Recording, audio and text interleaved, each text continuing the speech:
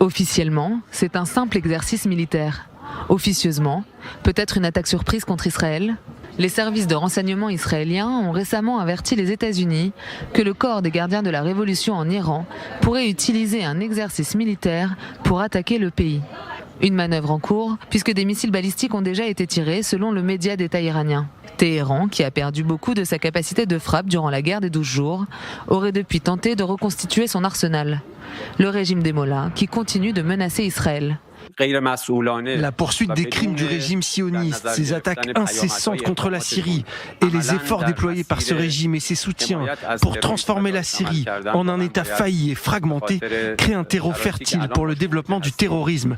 Par conséquent, le régime sioniste, les États-Unis et tous ceux qui, de manière irresponsable et sans mesurer les conséquences de leurs actes, se sont engagés sur la voie du soutien au terrorisme et à Daesh, doivent être tenus pleinement responsables de la situation actuelle. Israël, sur ses gardes depuis l'attaque du 7 octobre 2023, ne veut prendre aucun risque, le seuil de tolérance face aux menaces potentielles ayant considérablement baissé.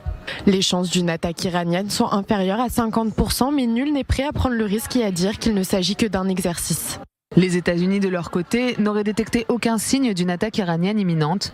Selon le média Axios, Eyal Zamir, le chef d'état-major de Tsahal, se serait entretenu avec le commandement central américain ce dimanche à Tel Aviv. Axios qui souligne que le risque principal serait une escalade du conflit suite à des erreurs d'appréciation incombées à Israël ou à l'Iran. Chacun des deux camps pourrait lancer une attaque préventive et donc déclencher